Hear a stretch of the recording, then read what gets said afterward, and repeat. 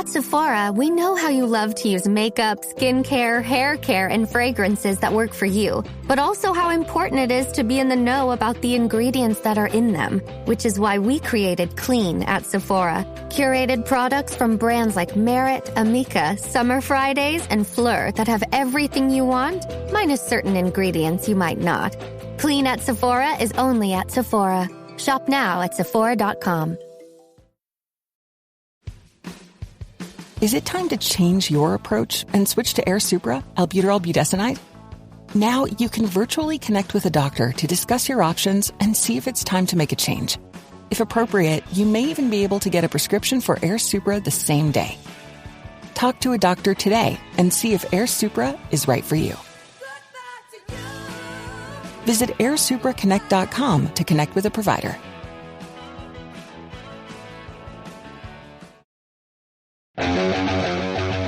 Welcome to the Flash Finds podcast, the world's fastest podcast where we explore how Facebook can help you with the stuff you're into. I'm your host, Emma Rogue, and today I'm with creator and home decor guru, Julie Souza. Julie, what's your number one tip? So if you're into home decor, I would suggest looking into Buy Nothing Facebook groups. It's a great way to explore your style, all for free. Ooh, we love free stuff. Thanks, Julie. See you next time on the Flash Finds podcast, all about discovering the stuff on Facebook you care about. Bye.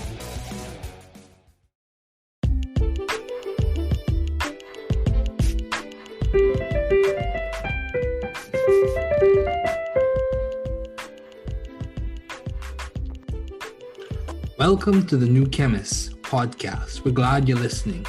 Feel free to download this podcast on Spotify, Google Podcasts, and Apple Podcasts.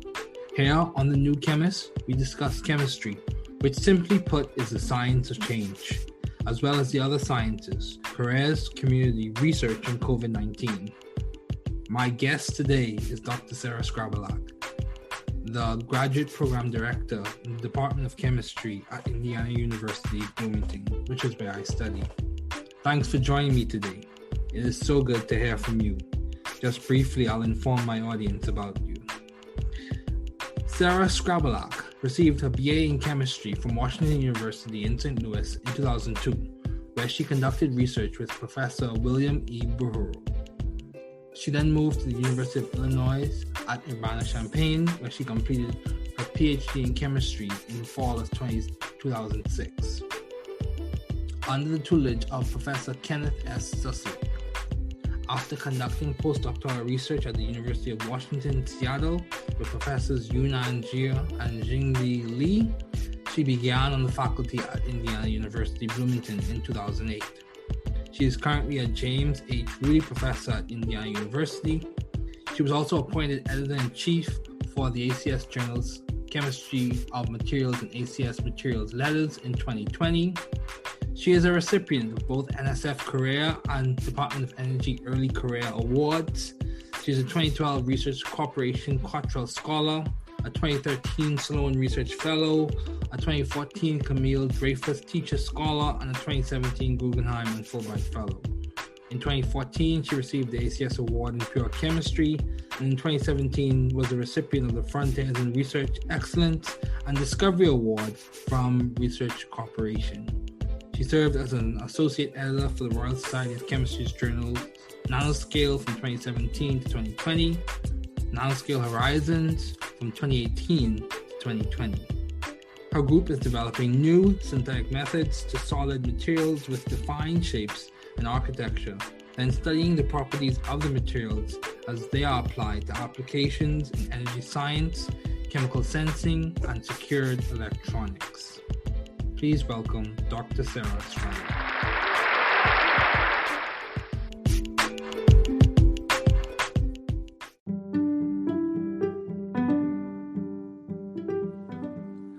Hi, Dr. Skrabalak. Sara, thanks for joining me today. It is good to have you here.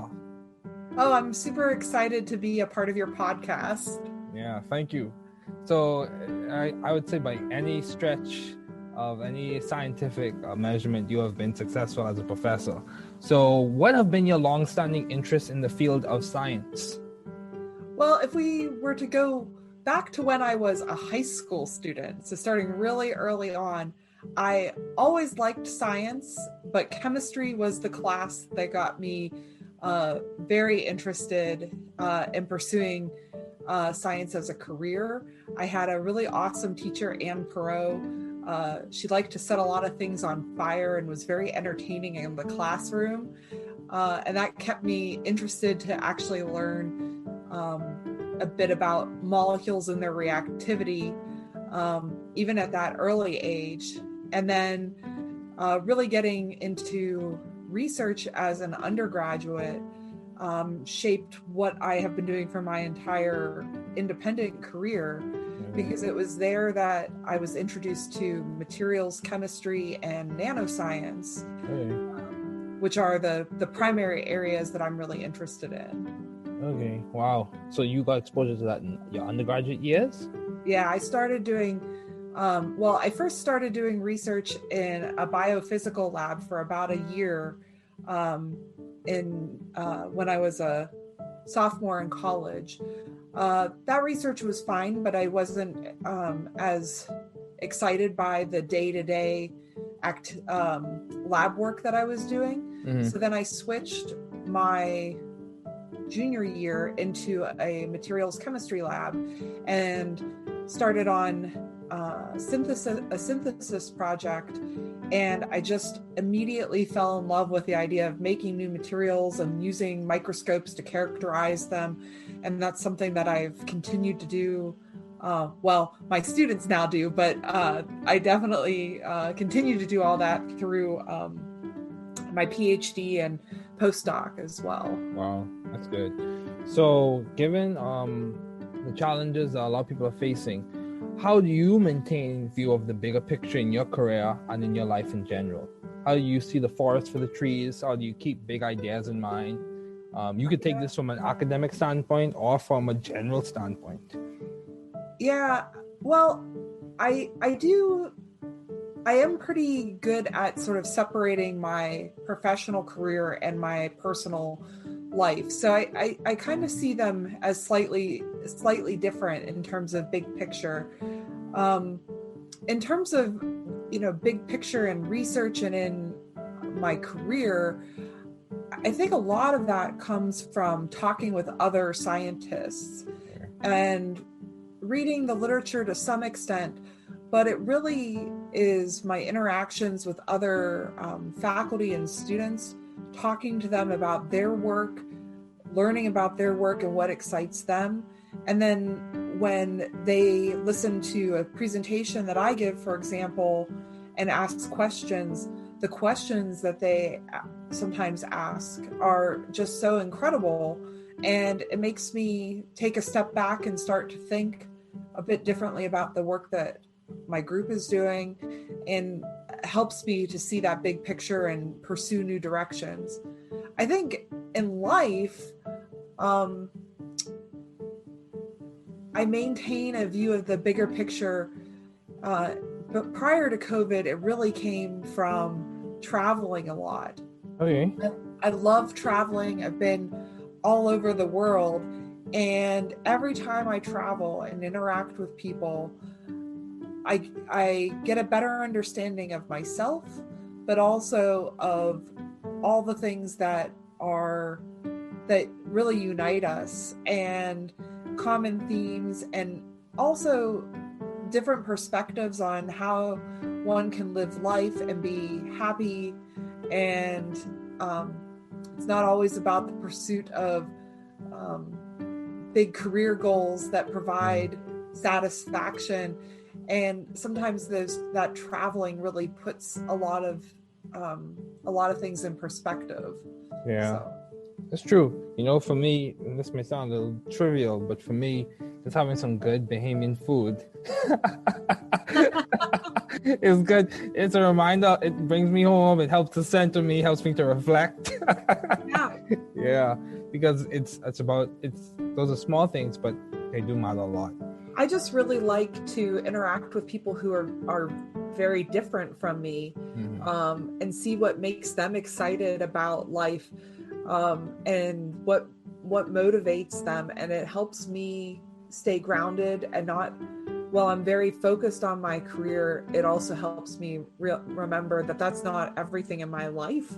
I have, family and friends that are so important, and it's really those interactions that bring lots of satisfaction, and you get reconnected with that when traveling and talking to different people and things like that. Yeah, that's true. So along the same lines of your research and all the things you've done in science, how have you been adaptive and creative in the field of science? What would you say has been your niche that you are really scoping and helping to blaze a trail for?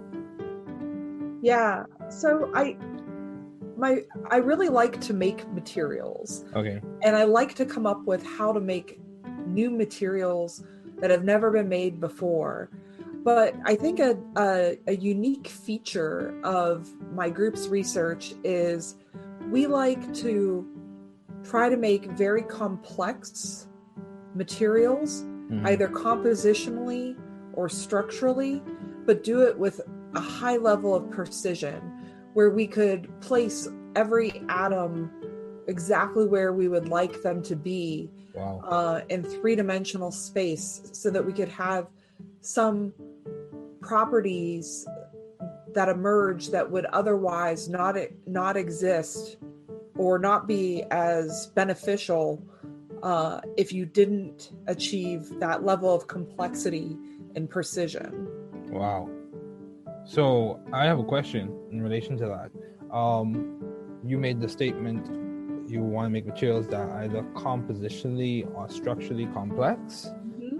So are they mutually exclusive, or are they dependent? Something being compositionally complex or structurally complex?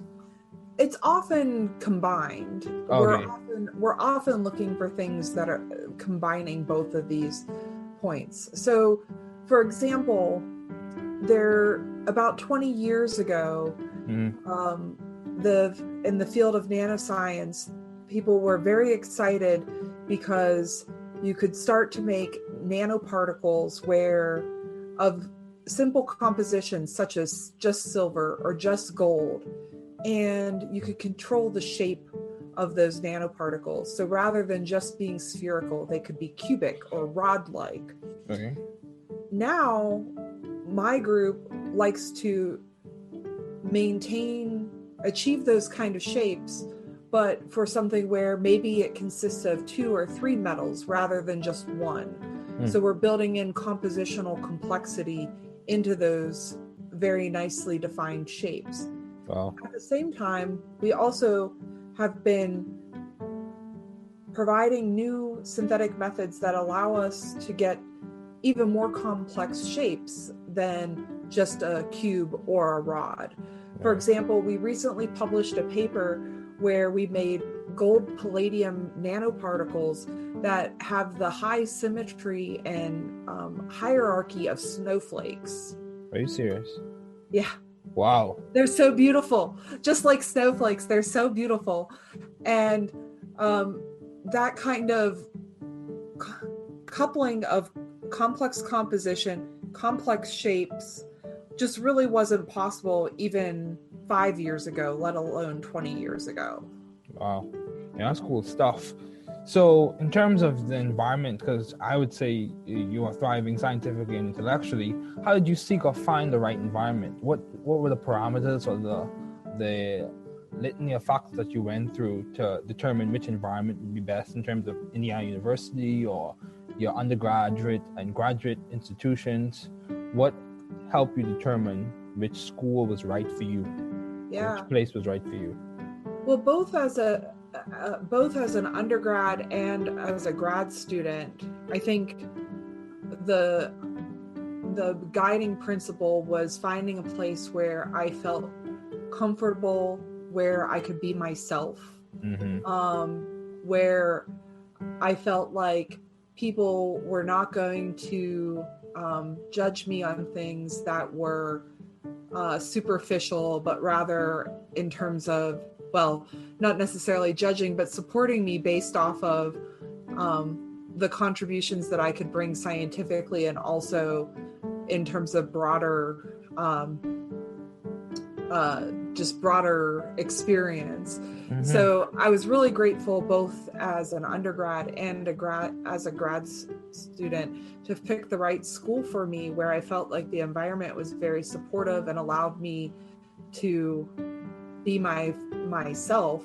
But I also had great advisors who also were very comfortable with who they were, would share who they were.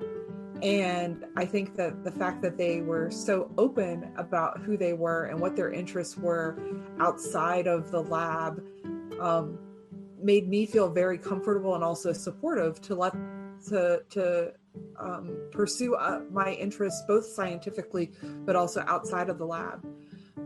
Coming to IU, honestly, IU was the place that made me the best offer when I had a job, when I was interviewing for jobs. Okay. And so I went to the place that provided me with the best offer. Okay.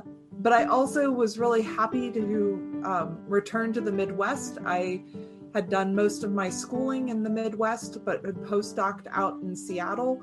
And both my husband and I were looking to come back to the Midwest. So besides having the best offer, IU was in a location that we knew we both would really like.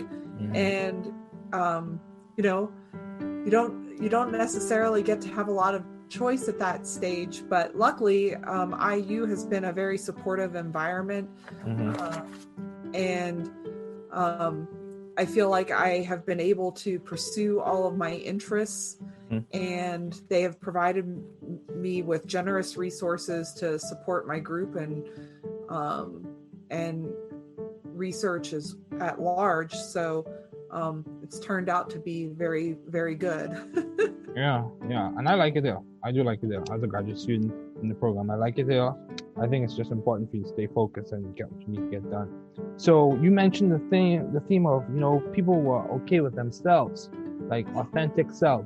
So would you say a culture of authenticity is what's complemented to you being able to progress and achieve what you've achieved at those institutions? Yeah, I think so. For example, my PhD advisor, he had a young son at the time and was doing a lot of the child caring. So he would talk a lot about being a father and the things he was doing with his son. At the same time, he also really loved to travel and collect masks from different regions of the world, and had this huge interest in folk music and folk traditions, and also doing metal work. And so he would share all of these interests and hobbies with us, and that made me feel very comfortable to share some of my interests. And also it gave me a feeling that I didn't have to, I had to work hard, and I had to bring forward results and show growth as a scientist, and develop an independent research mind. At the same time, it was okay for me to spend my weekends doing the things that I like to do that aren't science related. And so that made me feel very comfortable and supported overall. Okay, that's good. So yeah, this is you're making some really good points. So you made the point of developing an independent research mind. So how did you go about doing that? Because many times people springboard off of what the PI is doing and transition and try to make a niche from that. How did you develop an independent research mind? Well, it's not so fully independent in the sense that, almost all current ideas are coming from prior knowledge. Okay, that's true. And it's a matter of how you're putting that knowledge together in creative ways. And I think some of the best ways of developing that is to continually read the scientific literature, to go to seminars, to talk with people, to not be afraid of asking questions when you don't know something. Mm-hmm. That's something that's honestly incredibly difficult for me to this day. I don't like to ask questions in seminar, but I try very hard to. And if I feel uncomfortable, even to this day, I will talk to people, after the seminar or something, but making sure that I ask questions, and sometimes go to seminars that are a little bit out of my area of expertise. Okay. That's great. Actually, in my research group right now, we started something new for our literature presentations where nobody's allowed to present on a paper that is related to materials chemistry. Oh, wow. You have to present a top paper from some other area of chemistry. And so far, the discussions have been incredibly insightful. Mm-hmm. They've been challenging us, and we've been brainstorming new ideas.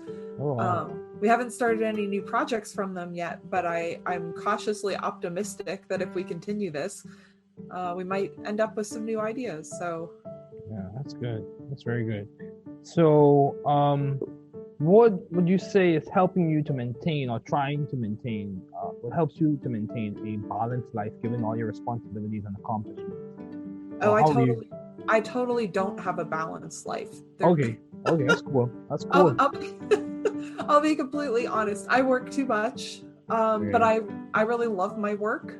Mm-hmm. And I'm really motivated by the dedication and time that my graduate students and undergraduates put into their research. Mm-hmm. And so I want to give that back to them.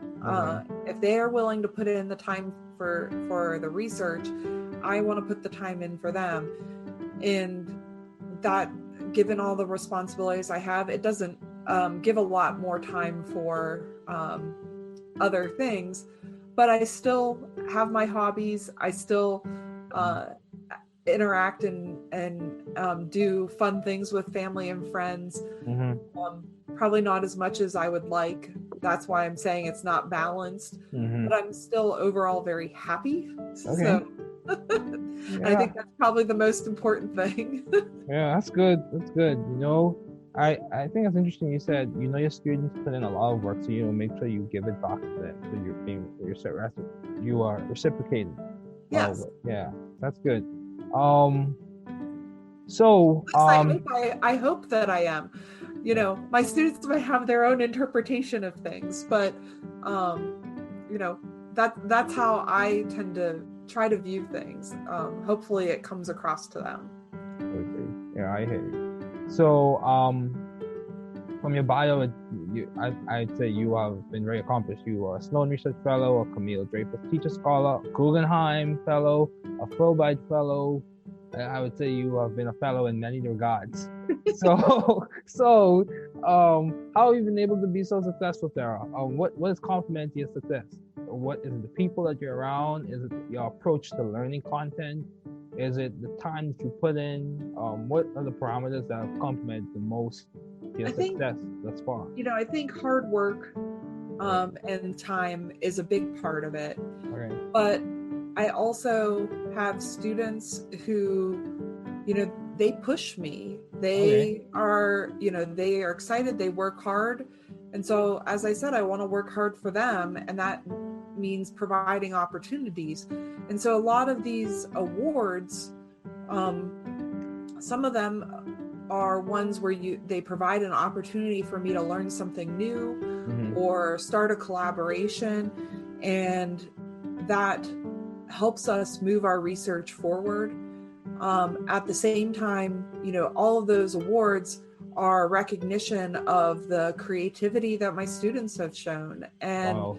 So I think it's the relationship that I have with them where, we're working mutually towards advancing their interests and their goals.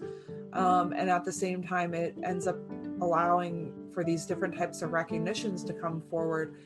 But I think some of it is just trying to foster a supportive environment where students will collaborate and troubleshoot together, mm-hmm. to move their projects forward. I'm just always amazed by how well they work together. And so I really have to attribute a lot of the success to them. Okay, that's good. So how do you maintain, you have achieved a number of things, so how do you maintain vision and teamwork in your environment, in your lab, in your work environment? How are you maintaining that?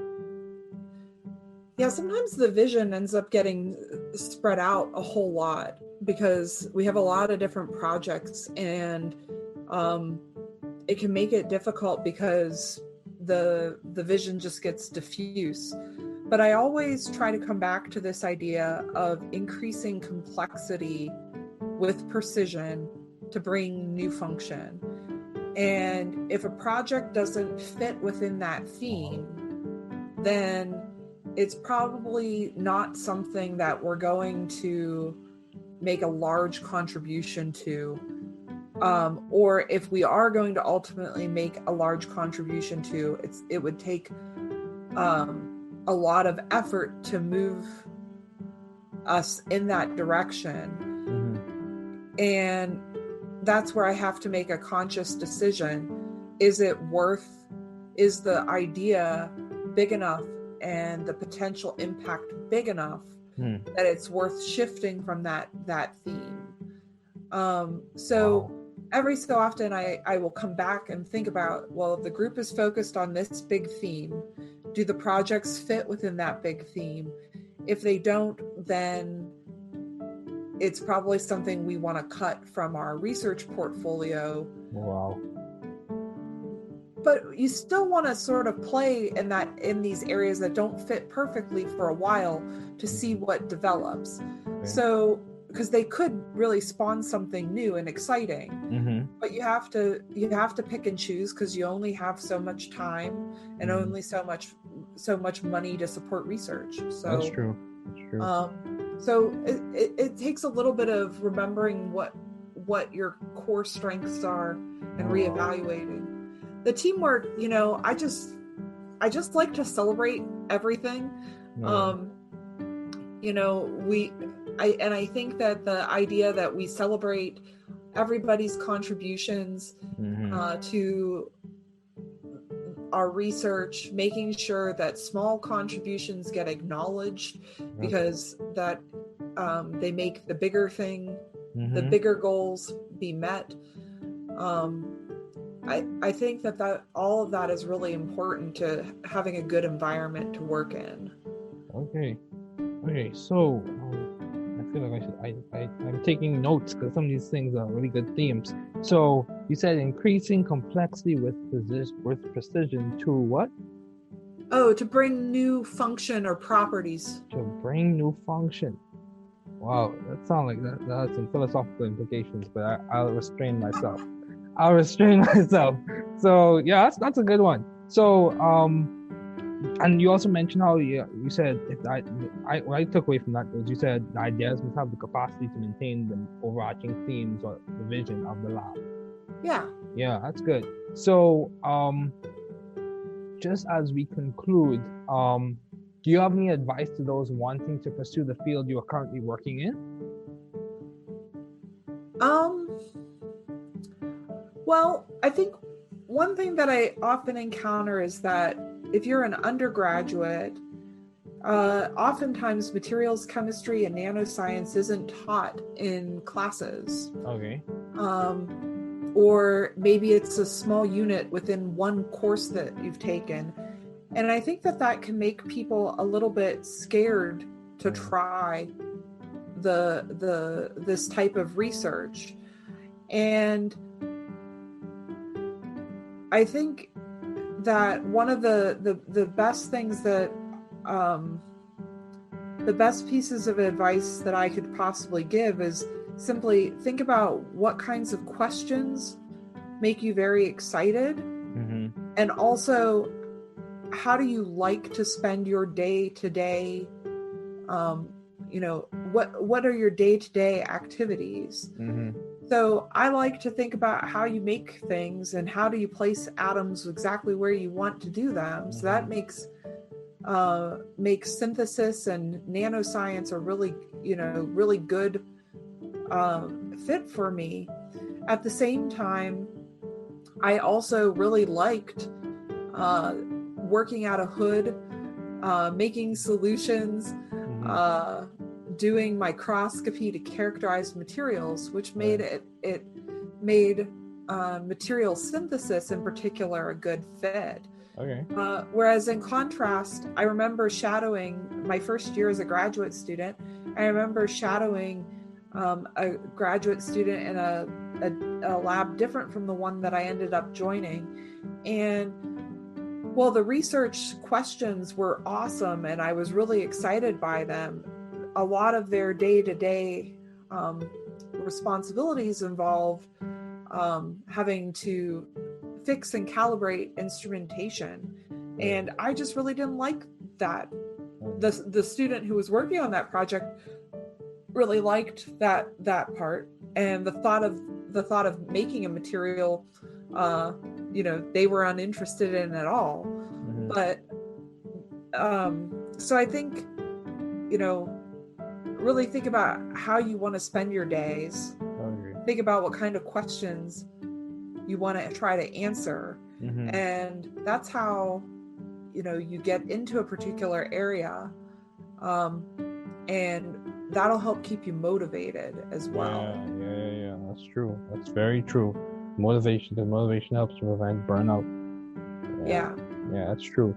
So you mentioned that what I took away from what you said is that you have to find excitement in the ordinary routines that you go through in day-to-day, whether it's working in the lab or working at some job. So in terms of advice that you have received, what has been some of the most beneficial advice you have received? I have received contradictory advice from different people that I think is important. At one point in my career, I had a person who I looked up to and had, the career that I would like to have. And I asked her, how did you get to this stage and everything? She's like, well, I didn't say, she's like, I said yes to everything, or I didn't say no. And so I think that was really incredible advice, because it made me,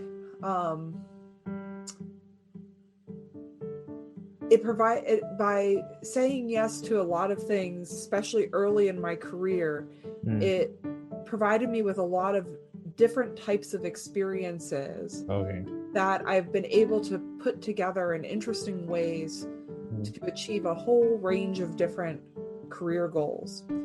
At the same time, I've heard from many, many people that you need to say no more. You say yes too much. And I think that they're probably correct as well, because there's only so many hours in the day, and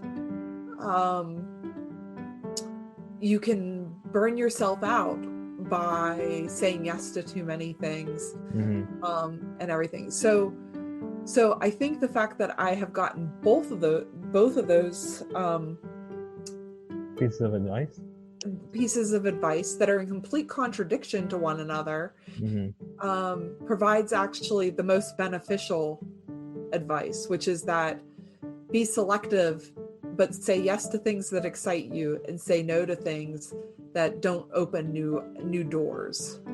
Yeah, that's good. So I think it's just a matter of balance. Because at my stage in my career, which is very, very, very, very early, I can't be saying no to everything, and I can't be saying yes to everything. So I think it's a balance. So I think this is what you're saying is very timely. So make it a little bit more practical. How have you been? So I'm sure you read a lot of papers and stuff like that. So how have you been able to be efficient in your scientific reading of literature? whether it be journals or textbooks. This is like a tip for undergrads or graduate students. How have you been efficient in that practical aspect? Yeah, well, I definitely will say that as a graduate student, I was not efficient at reading papers at all. The efficiency came when I started as an associate editor for Nanoscale, and now I'm editor-in-chief for Chemistry of Materials and ACS Materials Letters. And in both of those positions, you often have to evaluate 10 to 20 papers in a short period of time, a matter of a few days. And you obviously can't read them to the point where you are you can't spend hours on each paper. And so I've really broken it down to looking at the abstract and reading the abstract to pull out the key ideas, looking at the introduction and especially the end of the introduction, what the big conclusions are that they're setting up, or what their experimental design is, and then looking at figures very closely, because the figures have the data, and as you get more and more experience, you get used to looking at a lot of the same. You get very comfortable looking at particular types of data. So you can often look at the data, and with the insight from the intro and the conclusions, oftentimes you can see how that data fits into the narrative that they're talking about. Does it support or not? And then you can, as needed, dig into the deeper discussion. But oftentimes, you're looking for big themes rather than fine details. And so that's something where, by looking at the figures, looking at the abstract, you can really sort of pull out the big themes and then decide, is this, you can keep that big theme, which is important in your brain. But then you can decide, do I need to read this paper in greater detail or not? And so that's how I've been approaching my own, that's how I approached looking at a lot of papers. But also that's how I now read a lot of papers too, where I'm not digging into the finer details. I'm often trying to get the big ideas and big themes, and then I'll come back for the finer details when I really need them. That's true. Yeah, I get what you're saying. And that brings me, that reminds me of an analogy. Like in the lab, we do a lot of extractions with separatory funnels. Yeah. So I'm going to draw an analogy. So if you know what you're looking for, you know which layer to extract. And then as time progresses, you get the fine details or the concentrate, and then you purify that some more. So for example, I think that makes a lot of sense. You can't look for the fine details all the time and spend hours and hours and hours on one particular paper, because then you won't get the things you need to get done. So you've got to pick and choose. Choose which fraction you're going to read, or go and analyze by NMR and mass spec. Yeah, that's true. That is very true. Yep, that's practical, very practical. So thanks again, Sarah, for joining me. It is good to have you on. It's a pleasure.